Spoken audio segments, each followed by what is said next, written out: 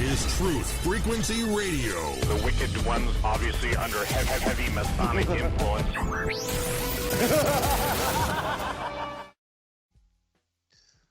Also, the world resembles the ball of his eye. The ocean that encircles the earth is like unto the white of the eye. The dry land is the iris, Jerusalem the pupil, and the temple the image mirrored in the pupil of the eye. The Legends of the Jews. Book 1. Welcome, friends. I'm your host, Zen Garcia. This is Secrets Revealed here on Truth Frequency Radio. And I thank all of you for taking the time to join us this evening. I do have some very interesting things to share with you this evening with regard to the subject matter.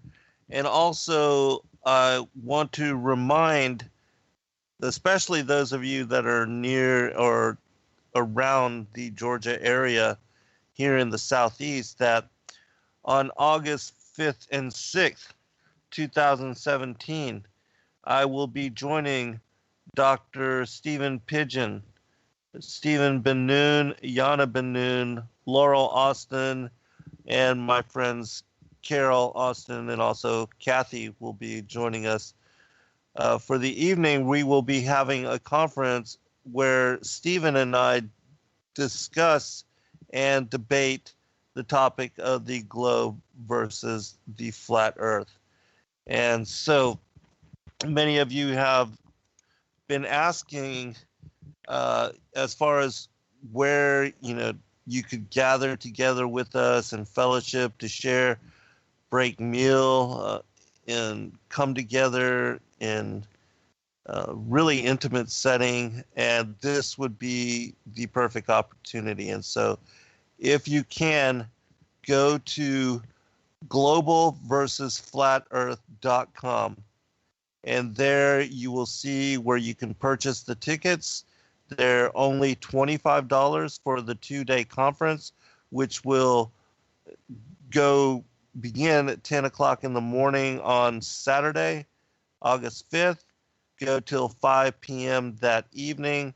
The highlight of the day will be the after lunch debate between Dr. Pidgeon and I on these subjects. Of course, I will be representing the geocentric flat earth cosmology as presented by the scriptures, and Dr. Pidgeon will be covering the heliocentric side of that, and he will be tying it also together with the scriptures, which is interesting. So we'll see how all that plays out. But if you can, please do. You can also get discounted rooms that have been held for the 150 people. I believe it will be between 125 and 150. And that's all the space that we have for this conference. And it was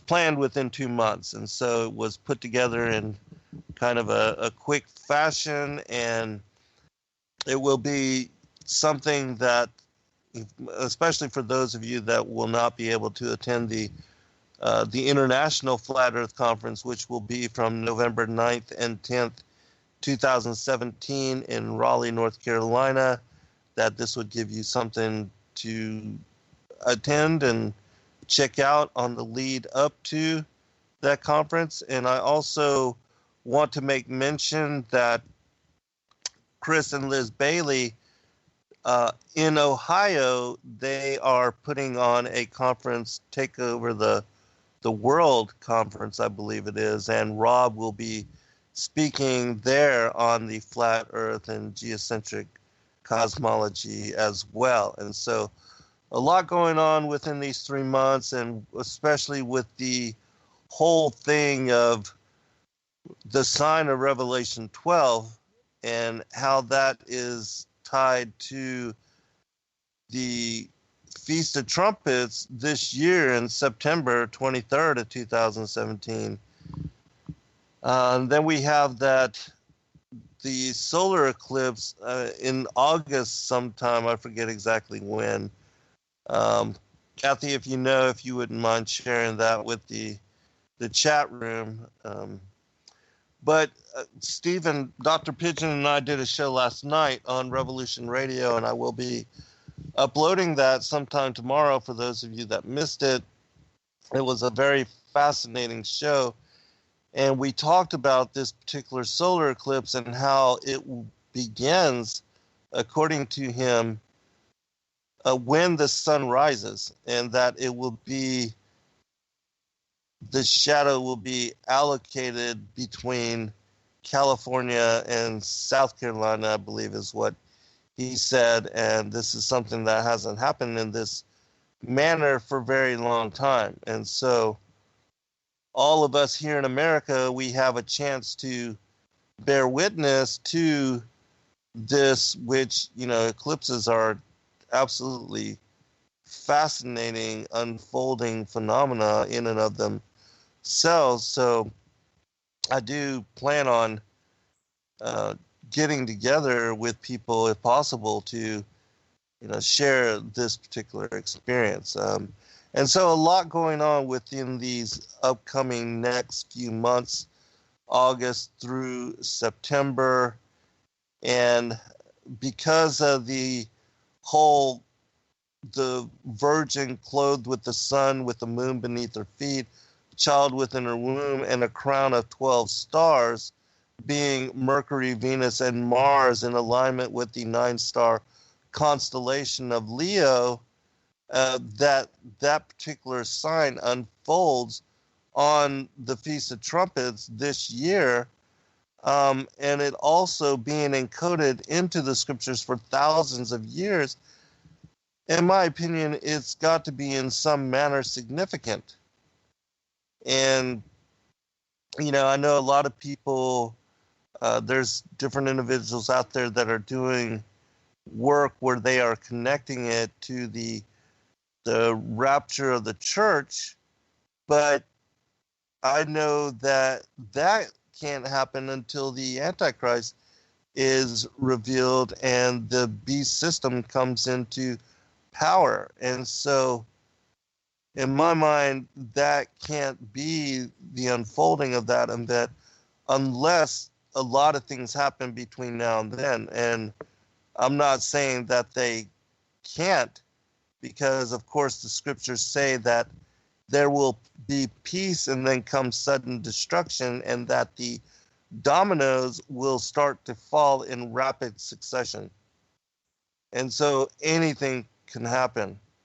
But as the scriptures prophesy, the Antichrist, the Apollyon Abaddon, given the key to the bottomless pit, that all of that occurs prior to the second advent. And I do believe, however, that Christ, whenever he comes, that it will be in conjunction with the Feast of Trumpets, and that the seventh trump being blown and the declaration by the angels that the kingdoms of this world have become the kingdoms of our Lord, that all of that will play out as he fulfills the fall feasts. And so it remains to be seen whether this whole is associated and possibly announcing the coming of Antichrist, or if a whole lot of things fall in line and come into play prior to us reaching September. But, we will go and see. But anyways, I just want to thank all of you and give a shout out to all those in the chat room. I appreciate you joining us this evening. And definitely, it is Monday, August 21st. Kathy has posted a link to that particular event. And interestingly enough, that is 2 days after my birthday, which is also intriguing. So, a lot going on. All right, this evening, I wanted to speak about some of the things that I'm working on with regard to the third book of this Flat Earth and Firmament trilogy. Those that don't know what I'm talking about,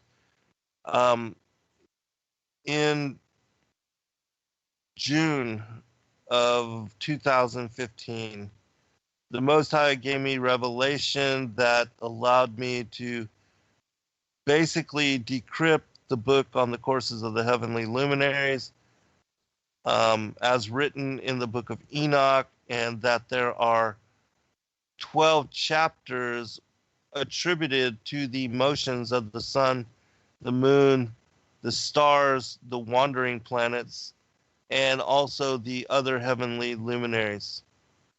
And in coming to discernment and accepting as revelation that the earth is a flat circular plane that was inscribed upon the waters of the deep and then encapsulated over by the solid structure of the dome, and that together they form in shape what is described in Isaiah 40 verse 22 as a tent or a tabernacle, and that our enclosed world system, as I have now been pertaining to it, that this is what is described as being established in the first 4 days of creation.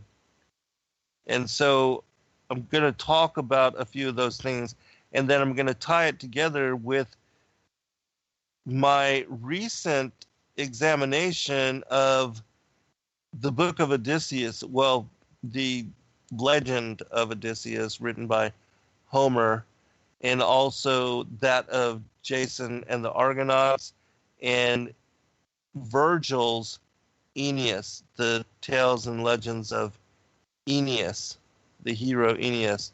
And so, but before I get to that, because it's going to be very interesting with regard to the whole topic of paradise, the sides of the north and the mount of the congregation, and how that particular verse in Isaiah chapter 14, that is the key for unlocking the entirety of the cosmology with regard to where the vortex, Jacob's ladder, and also the throne room and the heavenly temple and the place of the righteous, and as well as the place of the wicked, are all together located in singularity, in vertical singularity.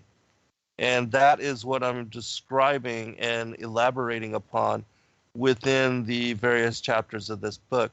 And just so you know as to where I am writing the final chapter right now. Working on that today, and tomorrow I should be finished with that.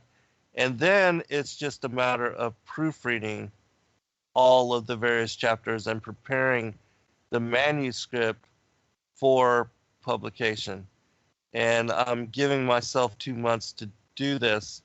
And so it should not be long at all now. But there's so much new information, really incredible information, that I'm so looking forward to sharing with you as listening audience, because there are certain things which I have been holding back in anticipation of the publication of this book, and that I won't speak about certain aspects of this until I release it into print.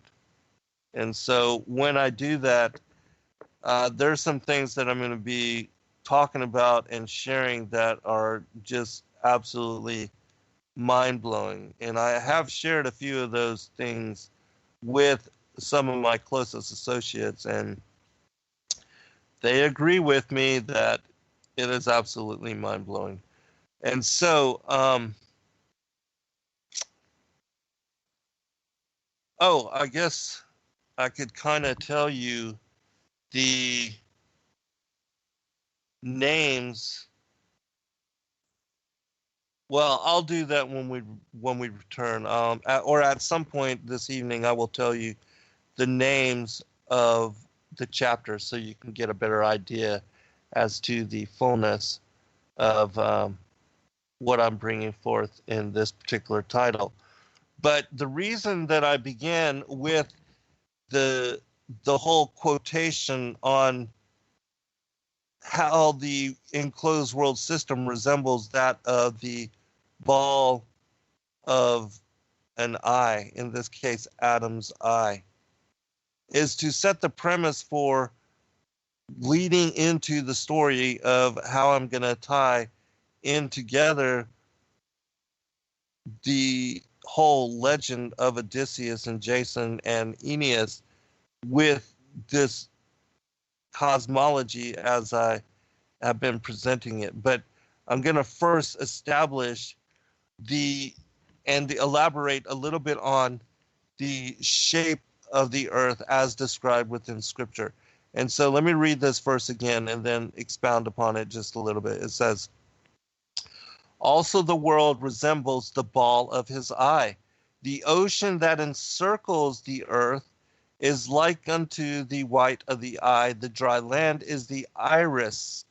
Jerusalem the pupil, and the temple the image mirrored in the pupil of the eye." And so you think about the plane of the earth with the Antarctic ice wall as being the outer limit, if indeed that is what it is, because there is postulation that there is further land and continents even beyond that, which we are not allowed to know about, explore, or examine an investigation in any manner. But there are sources for that, and I share that within the book as well.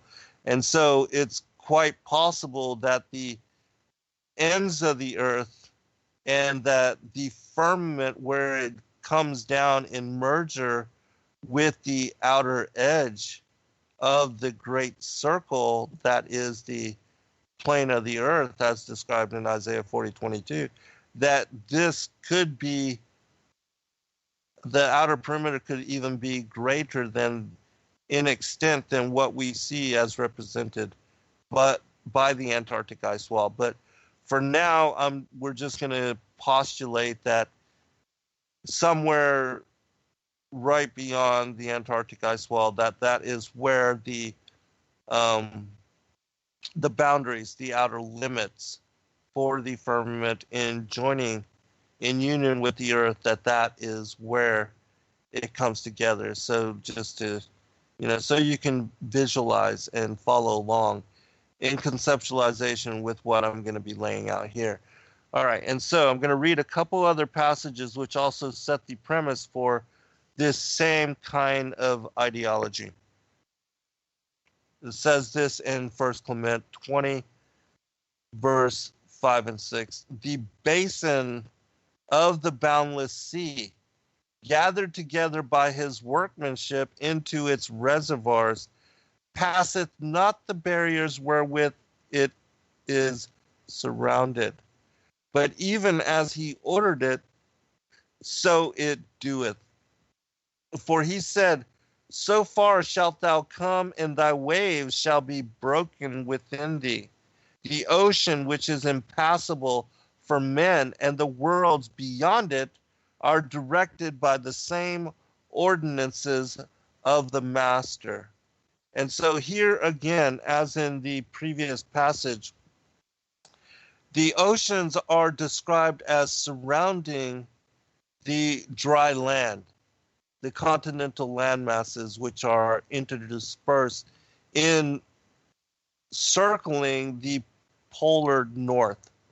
and that the water to the outer edge, the Antarctic perimeter, if you will, that those oceans surround these land masses, and that they are contained and form what is here regarded as the basin of the Boundless Sea. Now, that word basin is very interesting. When you look up the word basin, you get the idea of a bathtub. It says this: an open, usually circular vessel with sloping or carving sides, used typically for holding water for washing a new washstand and basin. Chiefly British, a bowl used especially in cooking. Second definition: a dock built in a harbor or a river that is noticeably affected by the tide. An enclosed or partly enclosed watershed area. Third definition: geography: a large or a small depression in the surface of the land or in the ocean floor. The entire tract of country drained by a river and its tributaries. A great depression in the surface of the lithosphere occupied by an ocean. Fourth definition: geology: a broad area of the earth beneath which the strata dip usually from the sides toward the center. And so basically like a sink or a bathtub, right? Okay, so consider that while I read these few passages here, which also speak about the outer boundary, the perimeter, and how the oceans are contained. And remember, they form a level, and that beyond this level, all the land which rises up past sea level, that all of that is what makes up the inhabitable part of the earth, or the dry land, where all the ground creatures and, as far as humanity, that is where we live. All right, it says this from Job 38, verse 8 through 11. Or who shut up the sea with doors when it brake forth as if it had issued out of the womb? When I made the cloud the garment thereof, and thick darkness the swaddling for it, and break up for it my decreed place, and set bars and doors, and said, hitherto shalt thou come, but no further, and here shall thy proud waves be stayed.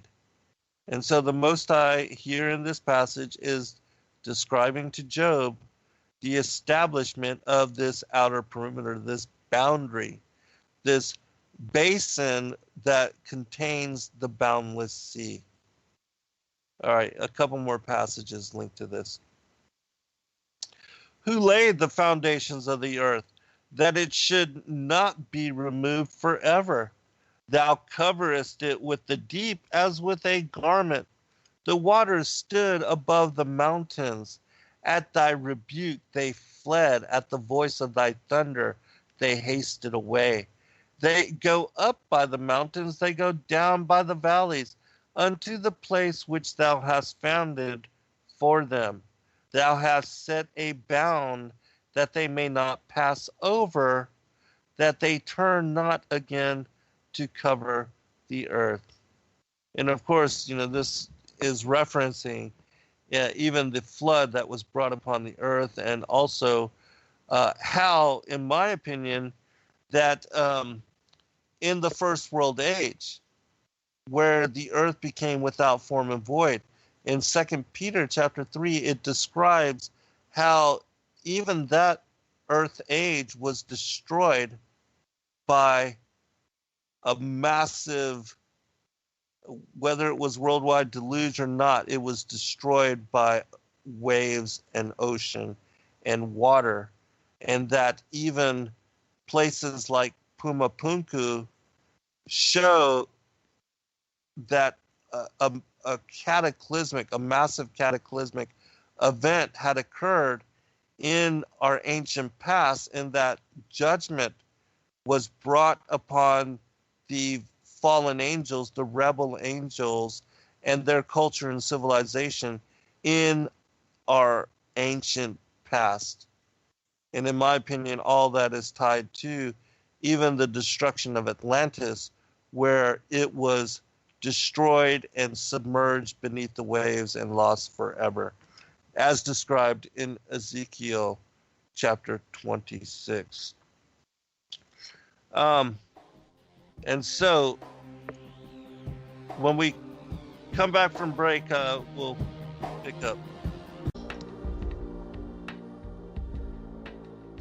All right, welcome back, everybody. I'm going to continue establishing as far as the shape of the earth with vaulted dome. And the next passage that I want to bring forth is from the book of the Secrets of Enoch. Because in this passage and chapter, the Most High tells Enoch as to how he established the firmament to the circle of the earth, which in Job and also in Proverbs is described as being inscribed upon the waters of the deep.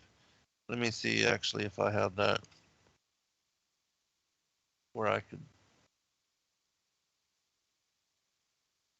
Yeah.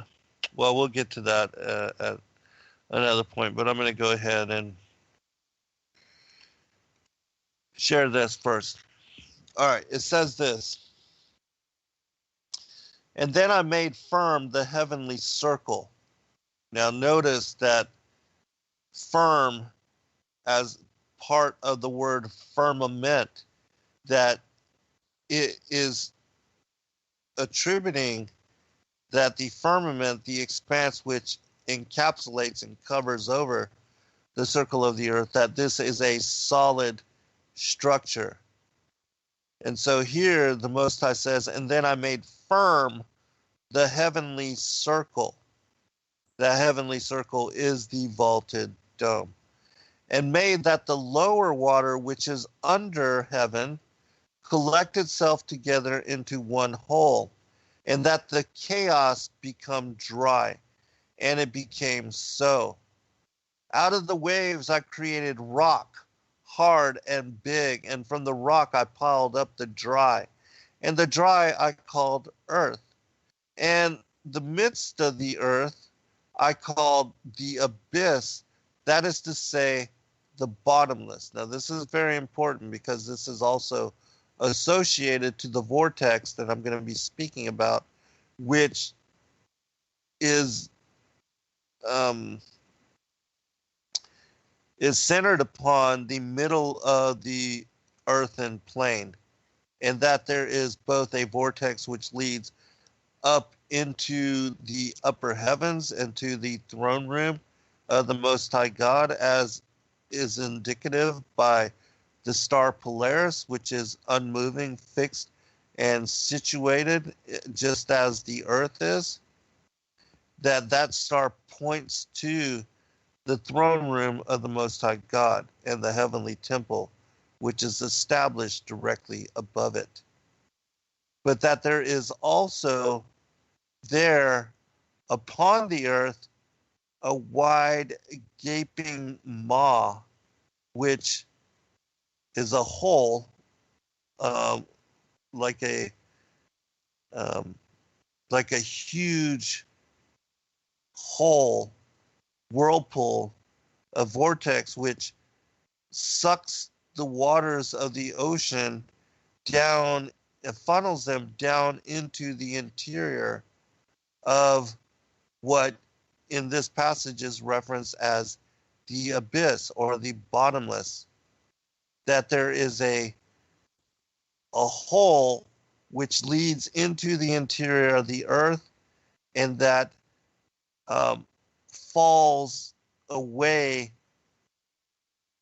into and begins as the opening to Sheol begins there, the 7 levels of the various designations of Sheol, Gehenna, Tartarus, many other different names for the 7 levels of hell. And just as there are 7 levels of heaven, there are 7 levels to the plane of the earth, which meets in the middle and joins together and overlaps the spiritual dimensions with that of the physical and also that of the demonic.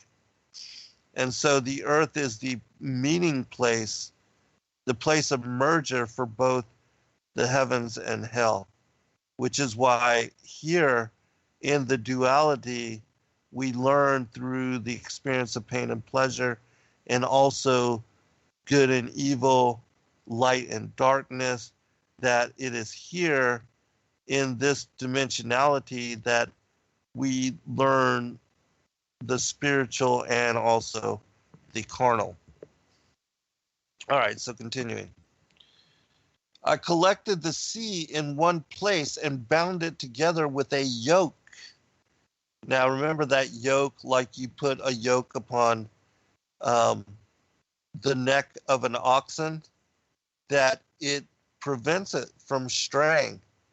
And using that yoke, you guide it and you prevent it from straying. And so the Most High is basically saying that, just as in the other passages, he established a boundary, an outer perimeter, a limit to where the sea can go, and that it is contained within this basin, within the structure of this, as we see in the Gleason map, the outer edges are the Antarctic ice wall, which in every direction is the southern limit.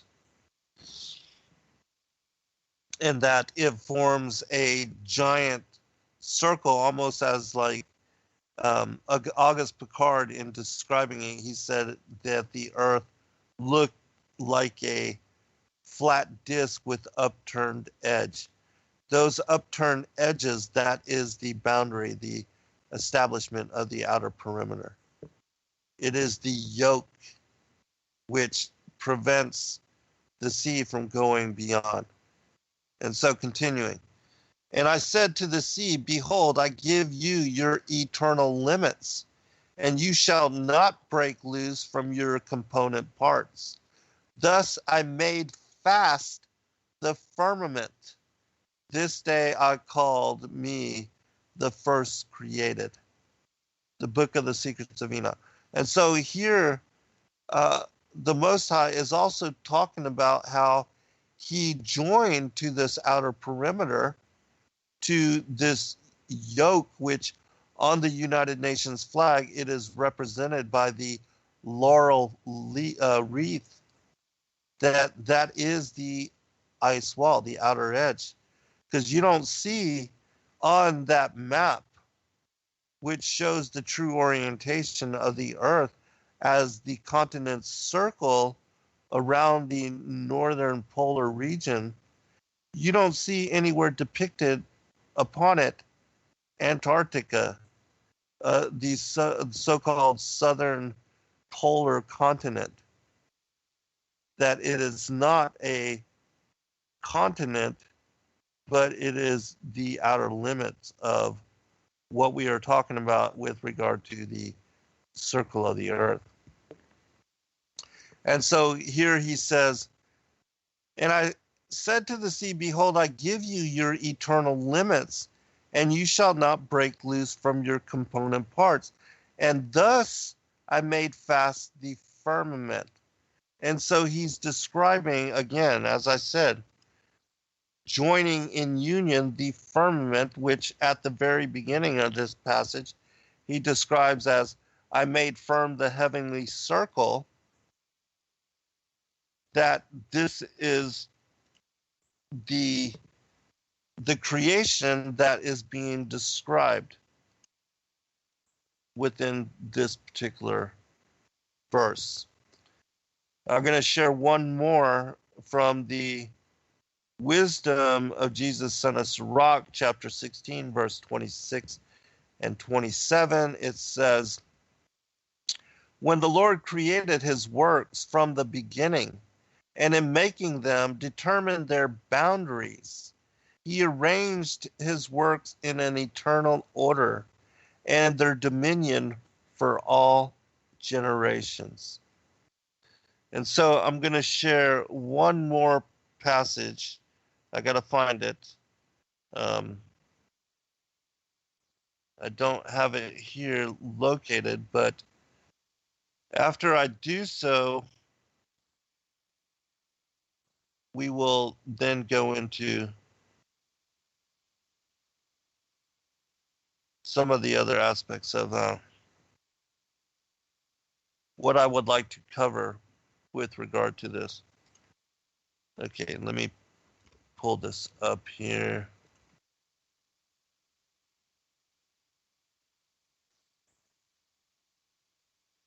It's going to take me just a couple of minutes. If anybody has any questions with regard to what I'm talking about, or if I'm not making myself clear, please let me know in the chat room, and I will do what I can to elaborate further. All right. I do believe it is. No, it's in portion 2. And the reason I'm taking time to actually find this is because it is deeply profound with regard to showing you, and I do believe I found it, showing you again the shape of the cosmology and how the firmament is said to have been joined together with the outer perimeter, that the waves are stayed and held back their eternal limits. So I'm going to read this. It's from the Chronicles of Jeremiah, chapter 2, describing the creation of the third day. It says, on the third day, the earth was like a plain. Isn't that interesting? Like a plain. And the waters covered the face of the whole earth. When the word of God went forth, that is Yeshua, when the word of God went forth, saying, let the waters be gathered together, the mountains were lifted up and scattered over the earth, and deep valleys were dug down into the bowels of the earth, into which the waters rolled and were gathered, as it is said, the gathering of the waters he called the seas. The waters then immediately rose tumultuously to a great height and covered the face of the earth as at first, until God rebuked them and subdued them and placed them under the hollow of his feet, and measured them in his palm, so that they could neither diminish nor increase. He surrounded the sea with sand as a fence, just as a man makes a fence for his vineyard, so that when the waters approach and see the fence before them, they recede. As it is said, will they not fear my signs, says the Lord? Before the waters were finally gathered together, the rivers and the fountains of the deep were created, for the earth was stretched over the waters, just as a ship floating in the midst of the sea, as it is said, to spread out the earth over the waters. And God opened a gate in the Garden of Eden and brought forth all kinds of plants and every kind of tree. yielding fruit after its kind and every kind of grass. I need to actually skip down just a little bit more. Okay, I think this is where I need to be. All the fountains of the waters rise from the depths. Our Rabbi Joshua said that the depth of the earth would take 60 years to walk through. There is one fountain close to Gehenna which receives and gives out hot waters that delight man. The rivulets ascend from the depths and water the face of the whole earth. And a spray went up from the earth to water the garden. The thick clouds pass on the sound of the watercourses to the seas, and the seas to the depths, and the depths to each other, and finally rise and give moisture to the clouds. As it is said, who causes the vapors to ascend at the end of the earth? All right. And so, now there is a portion, I believe it's actually in the previous passage, which describes the firmament joining in union. But the establishment of all of the, as far as the way that the water evaporates and then creates the clouds, and then the clouds rain down upon the earth in nourishing everything. That was established by the Most High, and that, you know, it was set into place to create the natural cycle, which creates the whole seasonal growth and harvest and the blooming, the increase, and then, you know, moving into fall, harvest, and then winter, the 3 months of rest. All of that is tied together with that. All right. And here's the part about the firmament. Okay. It says, and the wise will shine as the brightness of the firmament. And if the firmament had not been created, on the second day the whole world would have been drowned by the waters from above. But the firmament now separates the upper from the lower waters.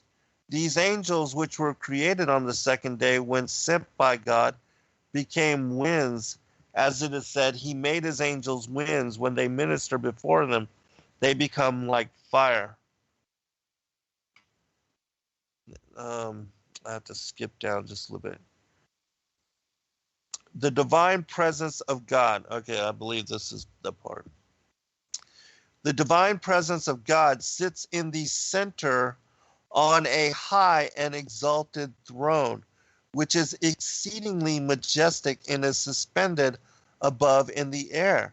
And the appearance of its glory is likened to a carbuncle. One half is as fire, and the other half is as snow. A resplendent crown of glory rests upon his head, and upon his forehead is written the ineffable name of God. His eyes overlook the whole earth. On his right is life, and on his left death. A scepter of fire is in his hand. A curtain is spread out before him, and the seven angels which were created first minister before him within the curtain. His footstool is like fire and hell beneath the throne of glory. It has the appearance of sapphires. Fire plays round about it. Righteousness and justice are the supports of his throne. Clouds of glory surround it, and the wheel, the ophim, the cherub, and the holy creatures sing praises unto him. The throne is like a sapphire. It stands upon 4 legs, and 4 holy creatures are attached to it. On each side are 4 faces and 4 wings. When he speaks from the east, from between the 2 cherubim, he speaks in the direction of the face of man. When he speaks from the south, the direction is the face of the lion. From the west, the direction is the of the oxen. When from the north, in the direction the face of the eagle. He sits upon the throne high and exalted and looks round the earth, his chariot being upon wheels. Through the noise caused by the wheels of the chariot, lightnings and earthquakes are caused in the world. But when he traverses the heavens, he rides upon a swift cherub, as it is said, and he rode upon a swift cherub. When he hastens to do a thing, he flies upon the wings of the wind. And as it is said, he flew upon the wings of the wind. All right. So, you can tell by this description that the Most High is centered on the vaulted dome of the earth. And the reason why we see all of the heavenly hosts moving in circle around Polaris, as Ezekiel describes the eyes, the wheels within the wheels, which create the rim, which move in circle around Polaris. And as we see in the time-lapse photography, is because Polaris is representative of the Most High God. And just as the cherub, the ophim, and all of the other heavenly hosts, the seraphim, all are encircled around his throne. They, being the heavenly hosts, are representing the establishment of the celestial luminaries as they are all postured in humbled bow before the throne of the Most High God.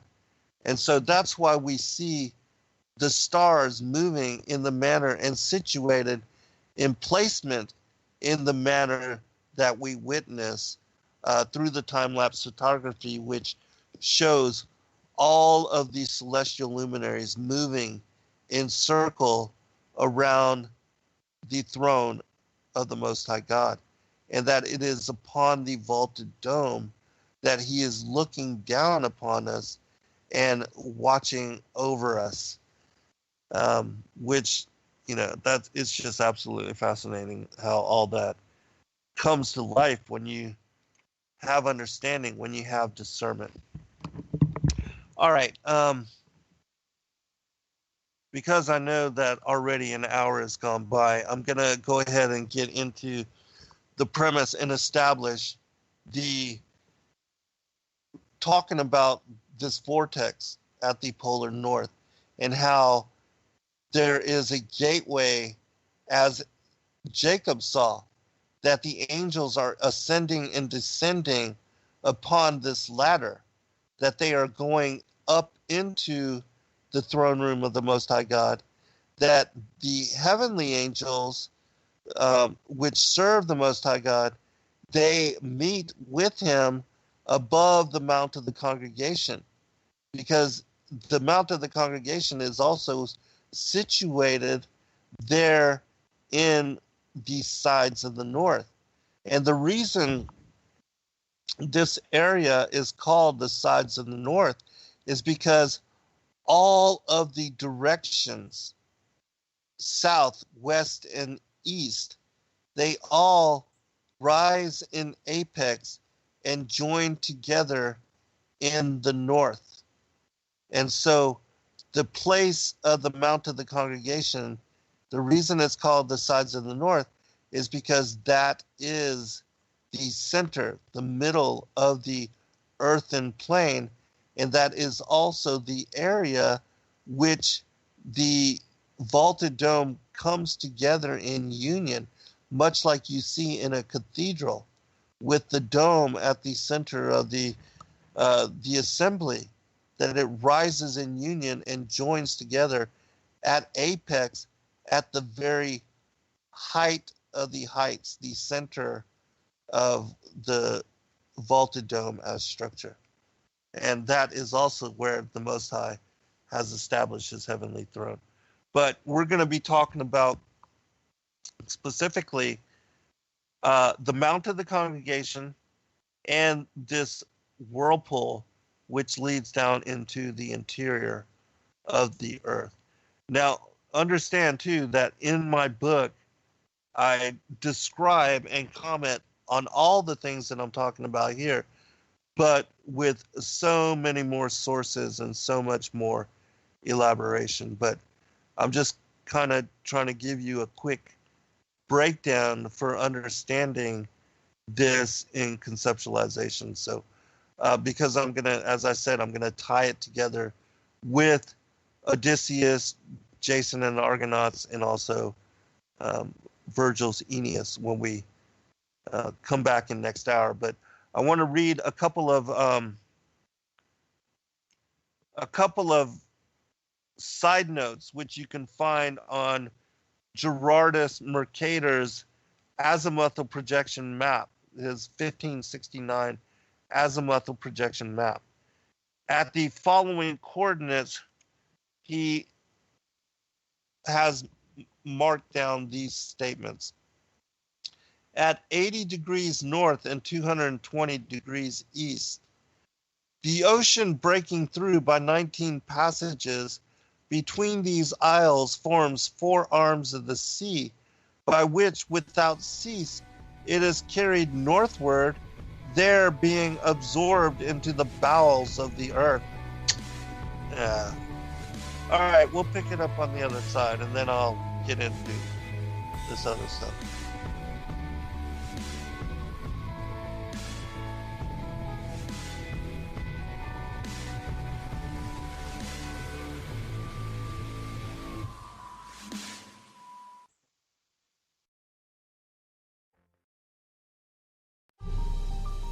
You must unite what has been set asunder. We are TFR, Truth Frequency Radio.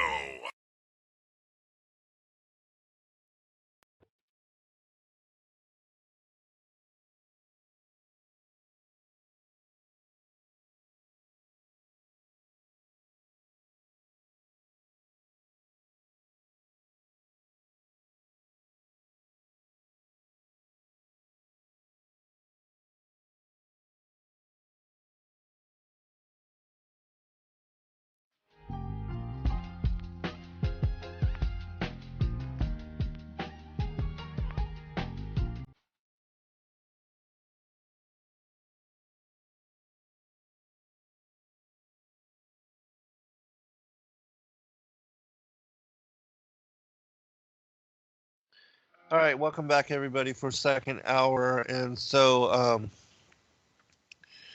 let me read just a couple of things that I was reading from Mercator's map, and then I'll go ahead and get into the story of Odysseus, because it's absolutely fascinating. And I know that everybody has overlooked this description of this sea monster, and it will be absolutely fascinating because it completely ties into what I'm bringing forth with regard to this particular book and all the details on the structure of what is found as laid out by many different explorers and adventurers that are said to have successfully ventured towards that area and escaped certain death, and were able to return to relate their stories with the kings of England and the kings of Norway. And Gerard Mercator, who's one of the most famous cartographers from the 15th century, in putting together the Mercator map, which is the one that shows at the very North Pole this black lodestone magnetic rock called Rupus Negra, that it is this particular structure which is the tallest mountain in the world.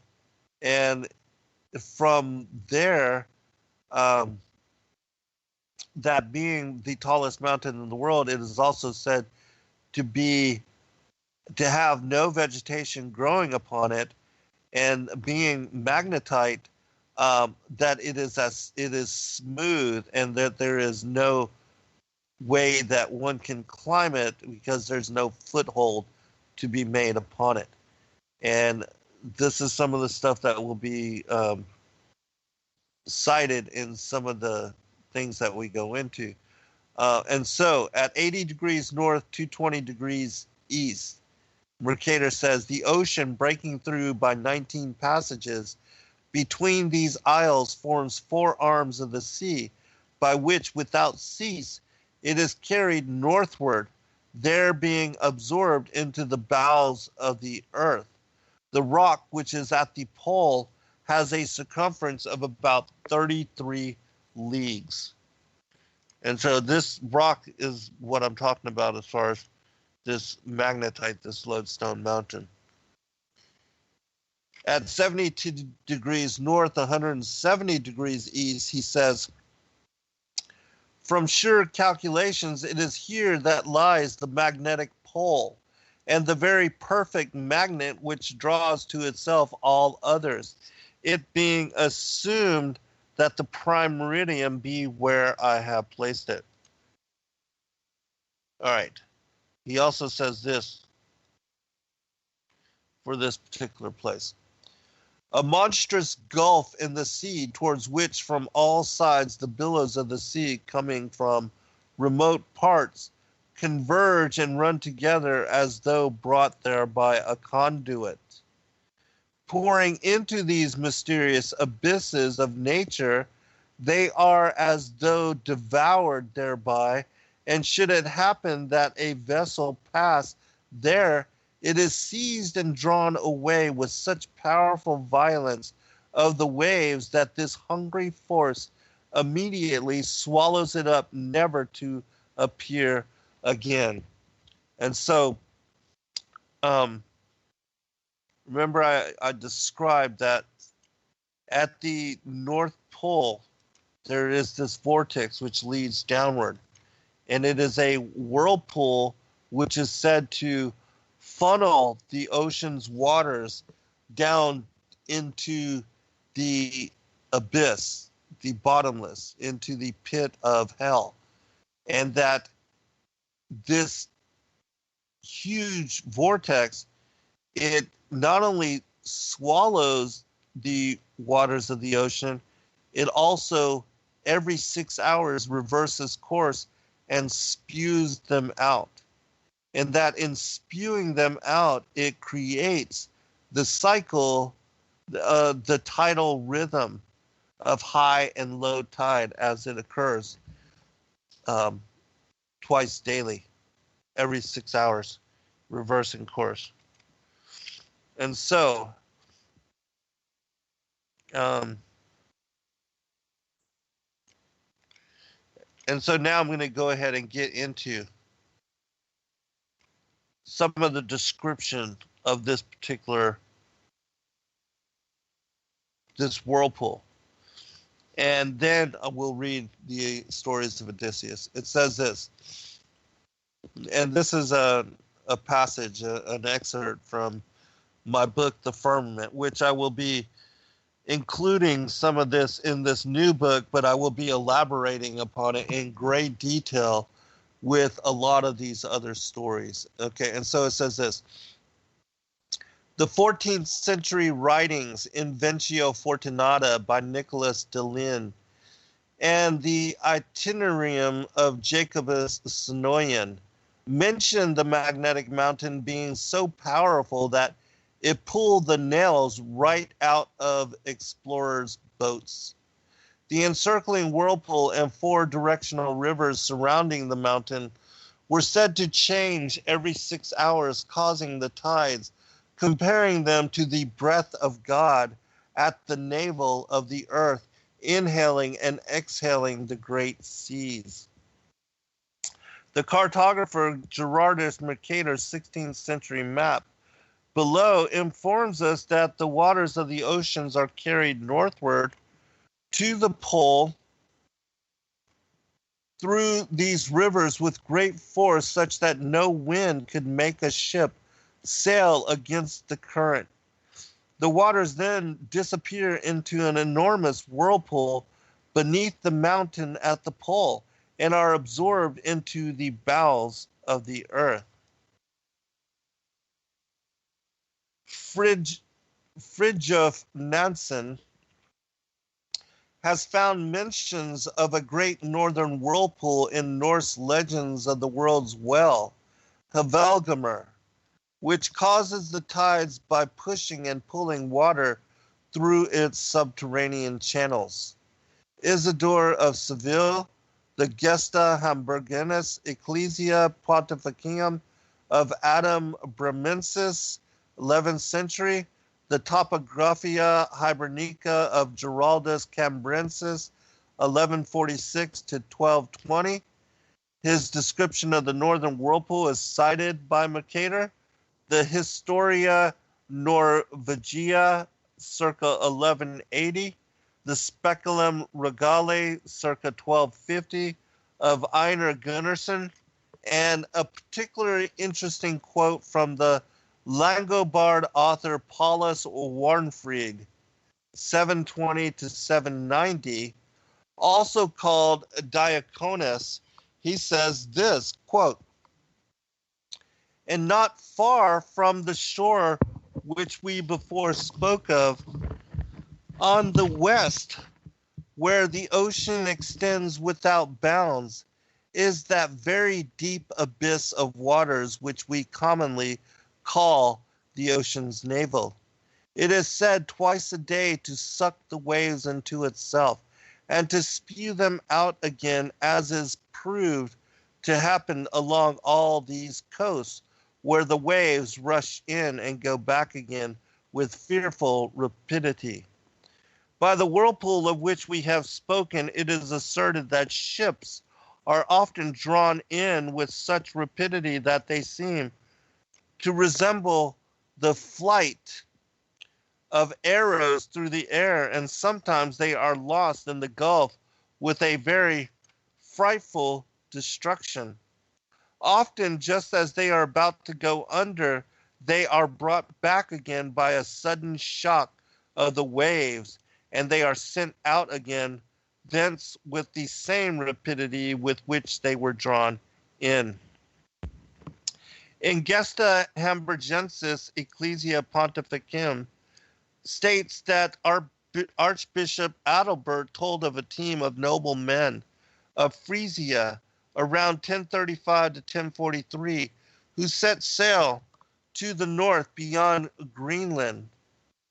As they headed north beyond Greenland, of a sudden, quote, "of a sudden they fell into that numbing ocean's dark mist, which could hardly be penetrated with the eyes, and behold, the current of the fluctuating ocean whirled back to its mysterious fountainhead, and with most furious impetuosity drew the unhappy sailors, who in their despair now thought only of death, on to chaos.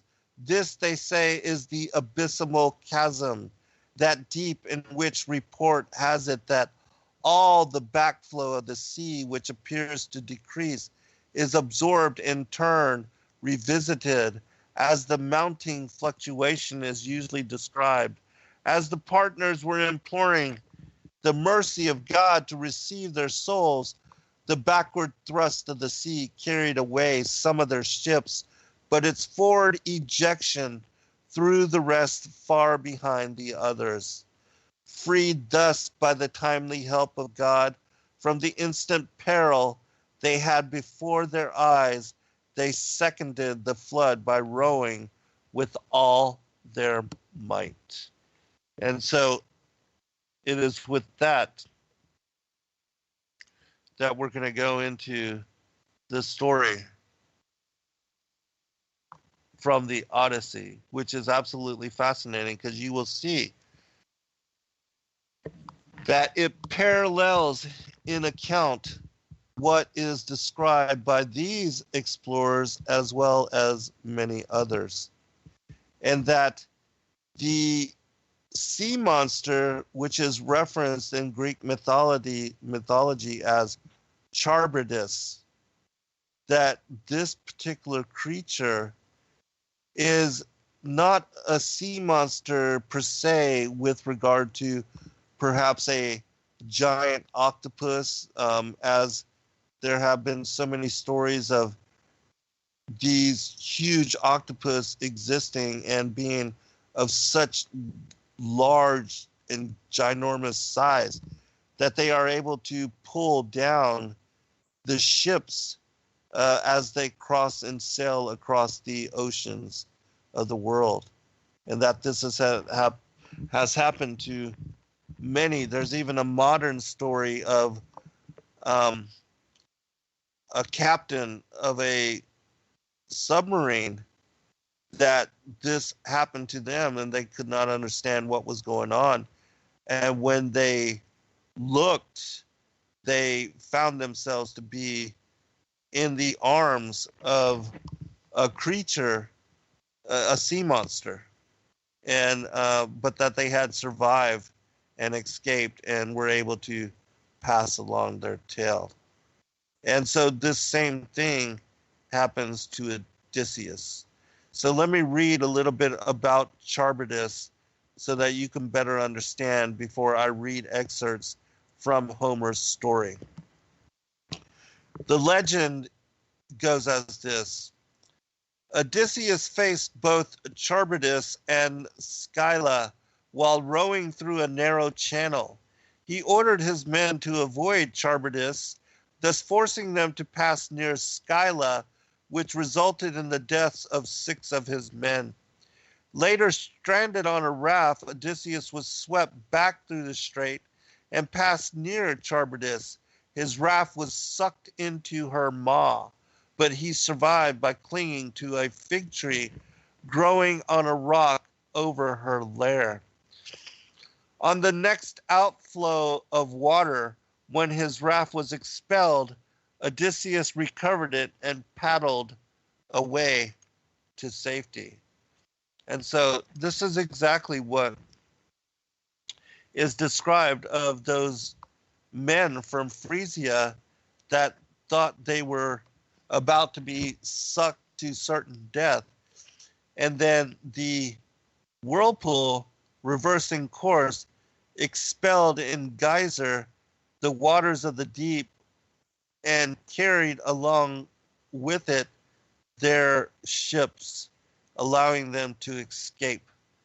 And so we'll see this reflected in the story of Odysseus as well. But I'm going to first read the warning that Circe, the sorceress, that had seduced Odysseus and turned his men into swine, that she had given him advice on how to skirt around Charbrydis. And she says this: Circe advises Odysseus on the dangers he will face on his voyage. On the other side are a pair of cliffs. One of them, with its jagged peak, reaches up to the spreading sky, wreathed in dark cloud that never parts. There is no clear sky above this peak, even in summer or harvest time, nor could any mortal man climb up it or get a foothold on it, not if he had 20 hands and feet. So smooth is the stone, as if it were burnished all over. Halfway up the cliff is a murky cave, the home of Scylla, facing northwest to Erebos. You will see the other cliff opposite Scylla lies lower, no more than an arrow's flight away. On this there grows a great leafy fig tree. Under it, awesome Charbrydis sucks the dark water down. 3 times a day she belches it forth. 3 times in hideous fashion she swallows it down again. Pray not to be caught there when she swallows down. Poseidon himself could not save you from destruction then. No, keep closer to Scylla's cliff and row past that as quickly as may be. That's from the Odyssey, chapter 12, verses 84, I believe. And so 2 things I want to bring forth here. With regard to the Rupus Negra, the black lodestone magnetite mountain, which is also described by Enoch, and we might be able to get to that in the final segment. But here Circe is describing to him this huge jagged peak which reaches up to the spreading sky, and that it is so tremendously tall that it always has encompassed in its upper heights this dark cloud. And then she describes that no man can climb it because it is smooth, burnished all over, which is exactly what is described by Enoch and others when speaking about this lodestone mountain, that it's smooth and no vegetation grows upon it. Because again, it's magnetite. It's, it's some form of some kind of metal type of mountain, and that it's magnetized and it draws as attraction all the compasses of the world. And interestingly, that the story of Odysseus, it describes the rate of the tidal flow, the rhythms, the inward and outward breath of the earth, in my opinion, which creates, propagates, is responsible for the causation of the tides. That here in this story, it is described as occurring 3 times daily, inward and outward. Whereas now the cycle, the tidal rhythm, is every 6 hours it changes flow, which, is 4 times daily instead of 6. And so it could be that the cycle had been sped up previously in the ancient past. All right, so I'm going to read just a couple of more verses, talking actually about Odysseus's encounter, his and his men's encounter with this particular whirlpool. So with much lamenting, we, Odysseus and his men, rode on into the strait. This side lay Scylla, that side in hideous fashion. Fiendish Charbrydis sucked the salt water in. When she spewed it forth, she seethed and swirled through all her depths like a cauldron set on a great fire, and overhead the spray fell down on the tops of the 2 rocks. But when she sucked the seawater in, one might look right down through the swirling eddy, while the rock roared hideously around her, and the sea floor came to view, dark and sandy. Ashy terror seized on the crew. We had looked her way with the fear of death upon us, and at that moment Scylla snatched up from inside my ship the 6 of my crew who were the strongest of arm and sturdiest. So again, Odysseus here describes being able to look deep down into the interior of this wide gaping hole, and that you could see even the seafloor dark and sandy at the bottom of this wide hole, which, is absolutely fascinating, because Job in chapter 26 describes exactly the same thing, which I am hoping that we will get to in the final segment. All right, continuing. After Odysseus's ship had left the island of Trinacia, Zeus sent a storm to wash it into the maw of Charbrydis. The raging west wind abated, but the south instead came at once to plague me, Odysseus, forcing me to retrace my track towards pitiless Charbrydis. All night I was carried backward thus, and then at sunrise I reached Scylla's rock and murderous Charbrydis. Just then she swallowed the salt water. I threw myself up to the lofty fig tree and clung close against it like a bat, because there was no firm foothold there, and no chance of climbing either. The roots were far below, and the big long branches hung out of reach overhead, overshadowing Charbrydis. I held on grimly till she should vomit out mast and keel again.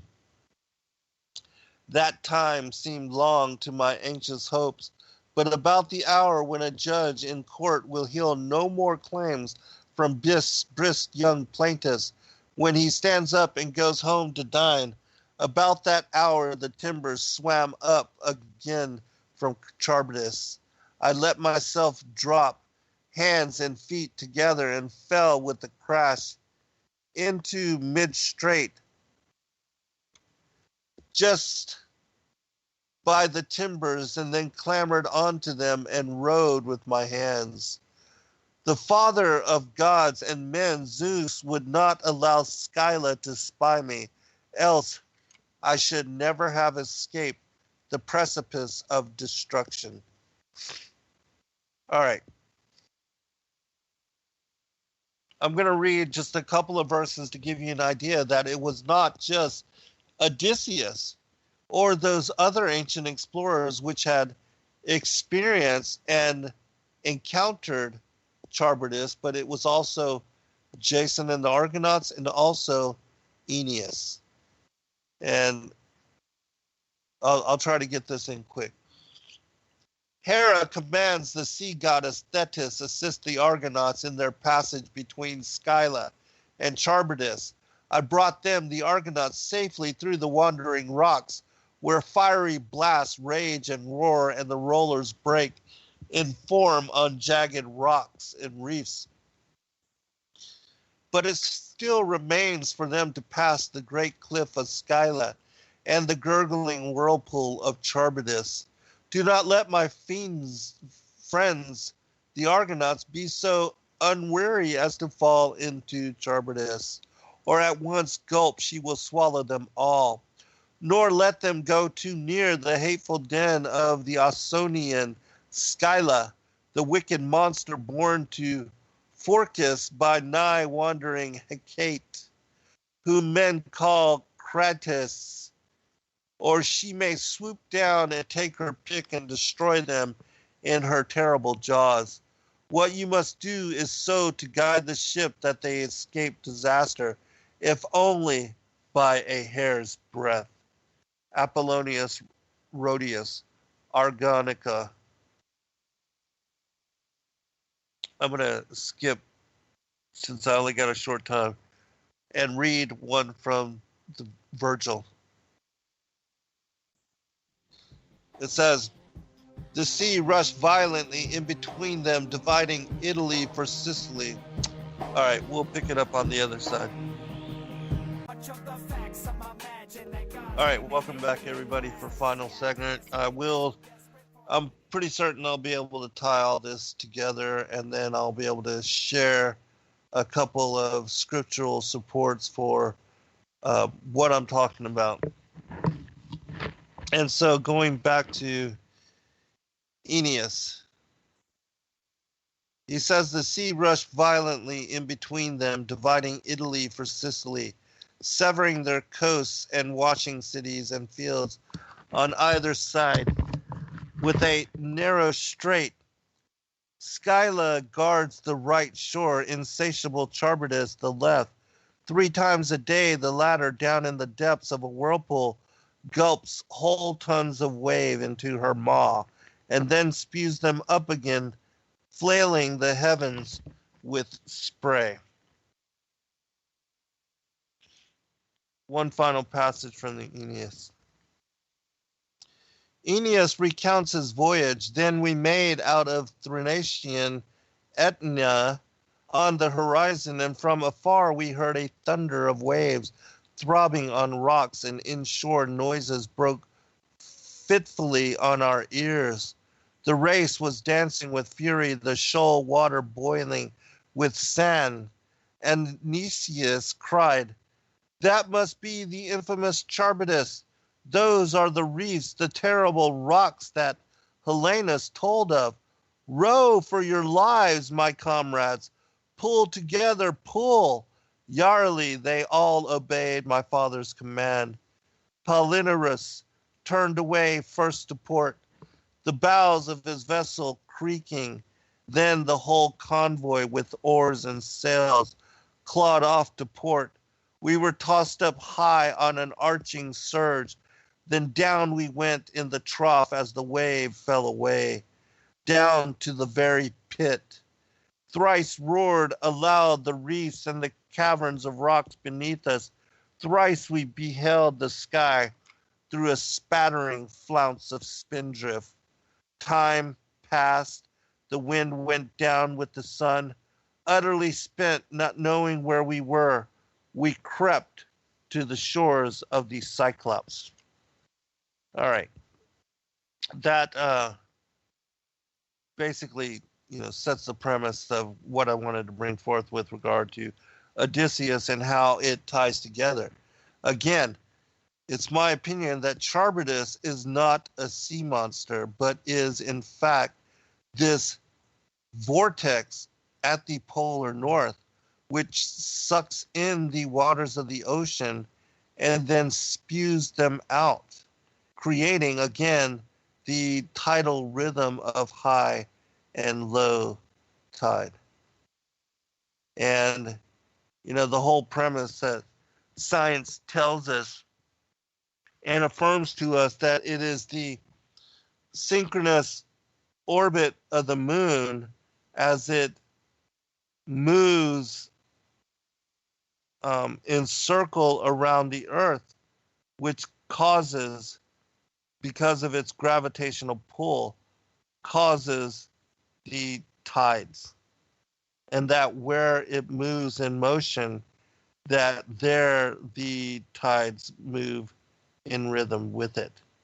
Which again is, in my opinion, completely ludicrous, because if the moon's gravitational attraction is such that it can cause and pull the oceans of the world in such manner, why do we not see its influence on, for instance, butterflies or small birds or, anything else of similarity, balloons or anything like that?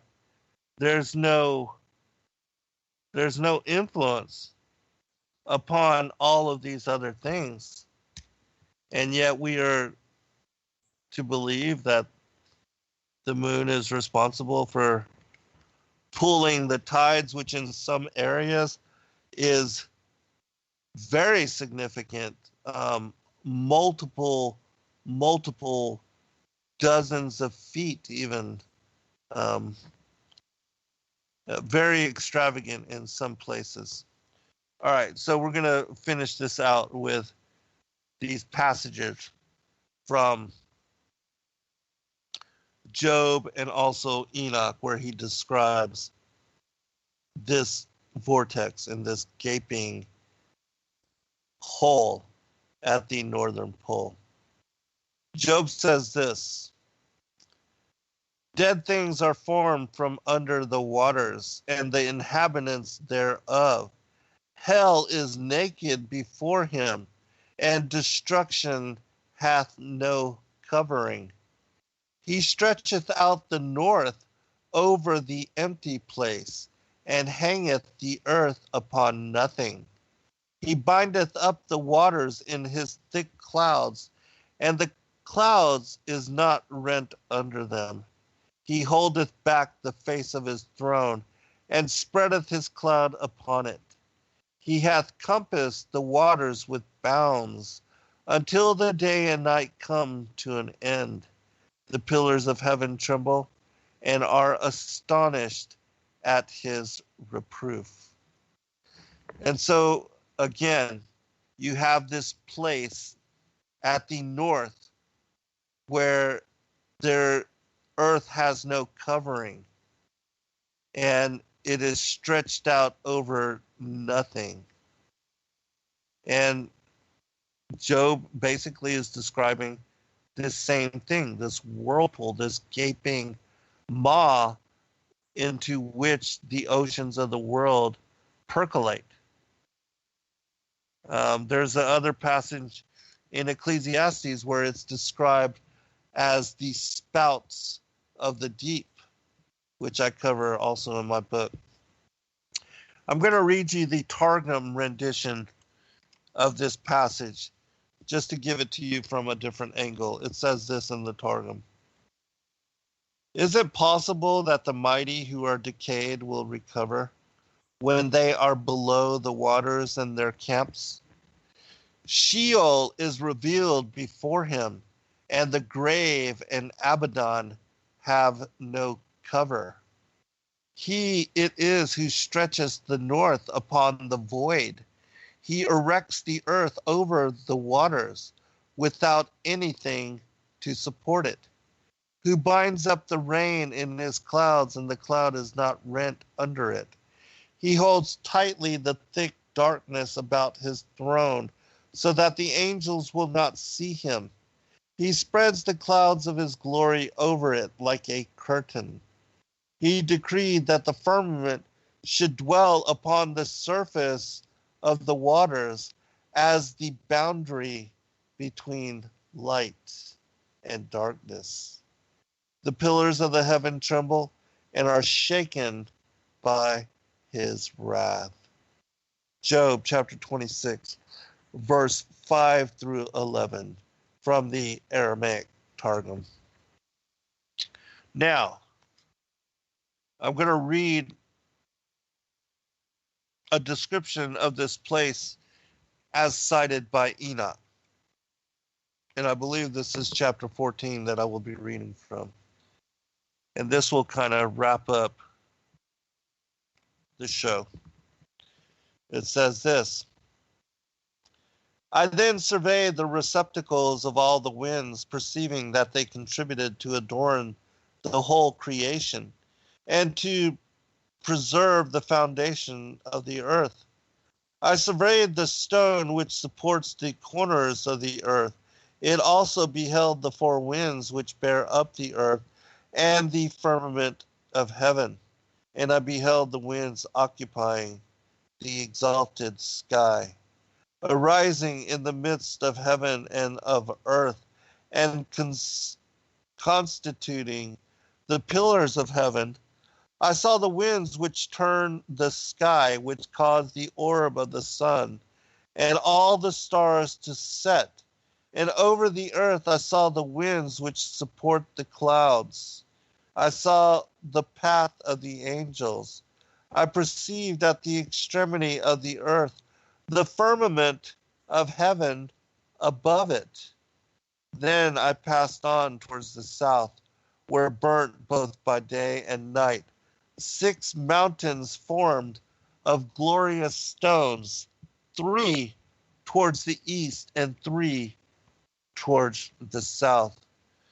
Those which were towards the east were of variegated stone, one of which was margarite, and another antimony.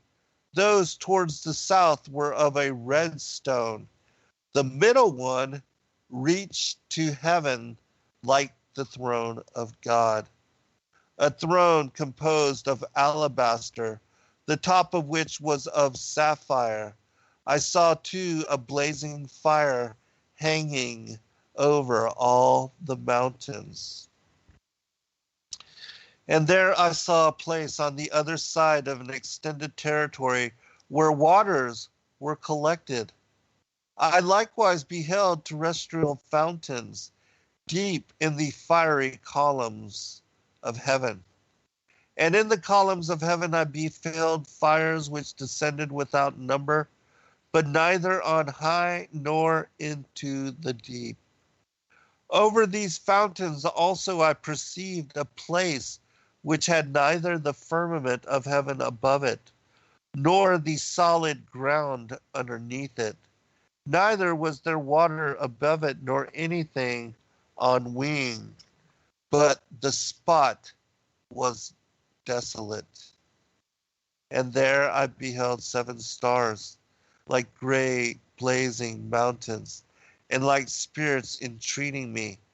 Then the angel said, "This place, until the consummation of heaven and earth, will be the prison of the stars, and the hosts of heaven, the stars which roll over fire, and as those which transgress the commandment of God before their time arrived, for they came not in their proper season.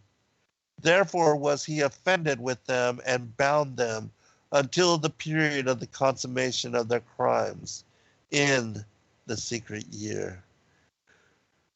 The book of Enoch, chapter 18, verses 1 through 16, from the Richard Lawrence translation. All right, a couple things I want to highlight from this. First, you notice that it speaks of the place where the earth and the firmament of heaven come together. And it also speaks of a place where there is no, at the extremity of the earth, where there is no firmament of heaven above it. In my opinion, again, that is the portal at the northern pole, which, if you have ever seen the primer fields, the experience of the 2 magnetic poles that show the toroidal field that is created, the electromagnetic universe that is established by the northern and southern, the polar opposites of the union of the spiritual and the carnal, with the centered upon the plane of the earth, which resides in the middle. That this is exactly what is being established, and that there is a northern vortex as well as a southern vortex, and that the structure, the cosmology of the enclosed world system reflects these vortex openings, one leading into the throne room of the Most High God, and the other leading down into the deep, into the abyss, into the bottomless, the pit of Sheol. And so, as strange as all this sounds, and as weird as these assertions are for those that are not yet well versed in the study of the biblical cosmology,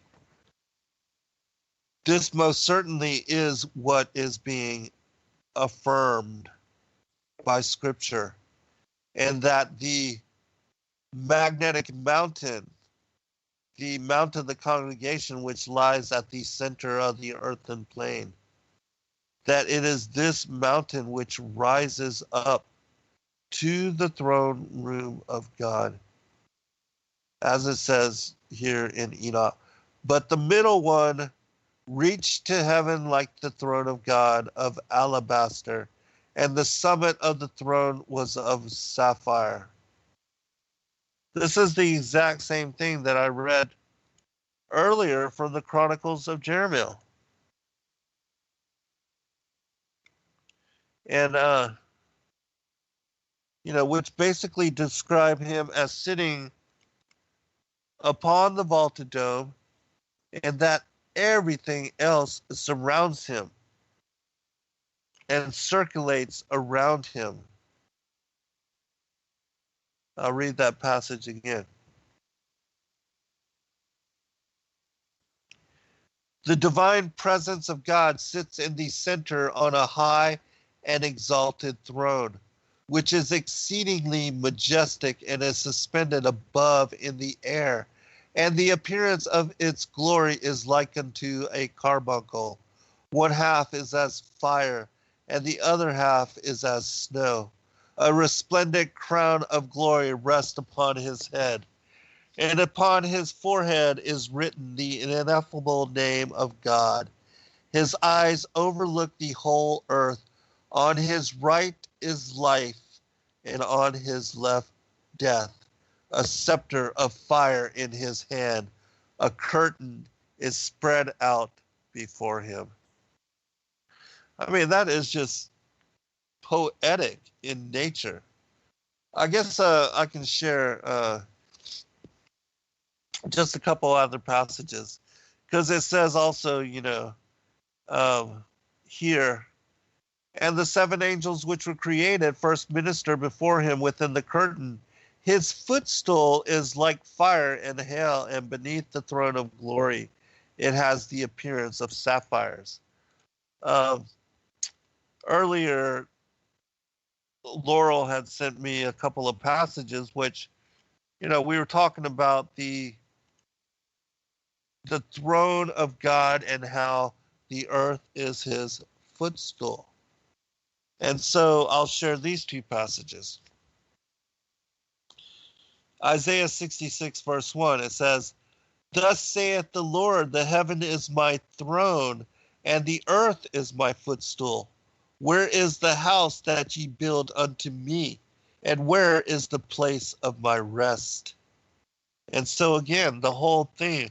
And the reason why, the firmament was put into place to separate the waters above from the waters below is because it is also separating as division, the place where God and the angels reside from that of our world and where we as humanity reside. That is the other aspect of the firmament. And it also imprisons into our world the rebel angels which were cast out on second day, and that were bound, restrained, and contained within this world by the impenetrable, invincible nature of the firmament. Acts chapter 7 verse 49. "Heaven is my throne, and earth is my footstool. What house will ye build me, saith the Lord? Or what is the place of my rest?" And so all of these things establish that indeed the Most High God is seated upon the vault of the dome, and that the directions of south, north, east, and west all rise in union above it, and they there form the firmament. I'm going to share one final passage, I believe, and then we'll end this in commentary. This is from the Legends of the Jews about the second day creation of the firmament. It says, "On the second day God brought forth four creations, the firmament, hell, fire, and the angels. The firmament is not the same as the heavens of the first day. It is the crystal stretched forth over the heads of the Hayat being the heavenly hosts, from which the heavens derive their light, as the earth derives its light from the sun. This firmament saves the earth from being engulfed by the waters of the heavens. It forms the partition between the waters above and the waters below. It was made to crystallize into the solid.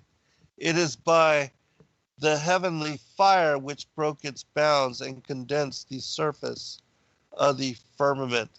Thus fire made a division between the celestial and the terrestrial at the time of creation, as it did at the revelation on Mount Sinai.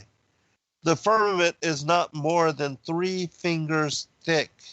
Nevertheless, it divides 2 such heavy bodies as the waters below, which are the foundations for the netherworld, and the waters above, which are the foundations for the seven heavens, the divine throne, and the abode of the angels. Now, interesting, there's one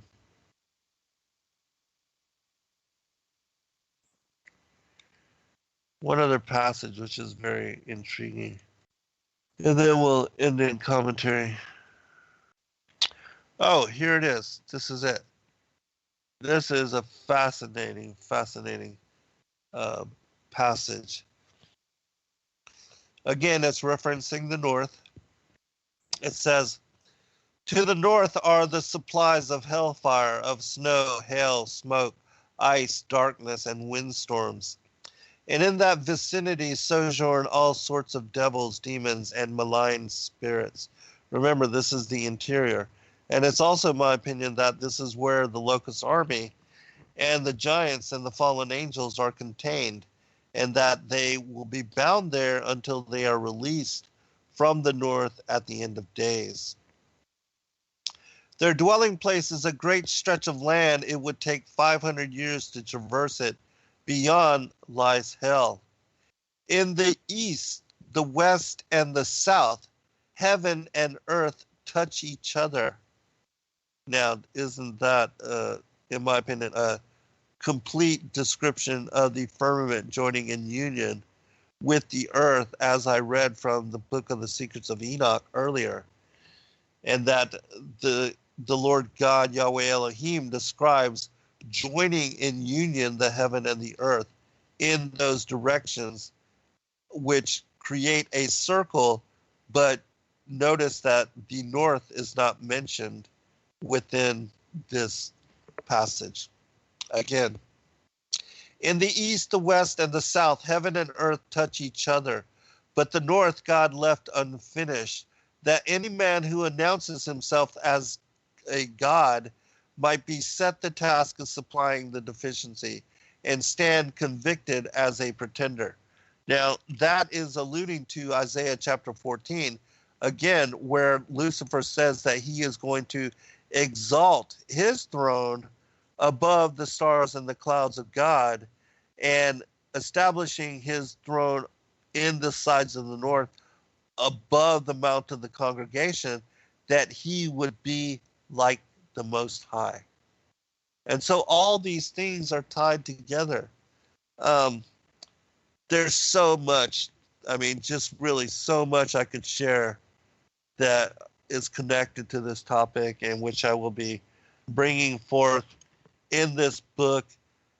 As I said, I have one more chapter to read, to write, and then thereafter I will be basically editing.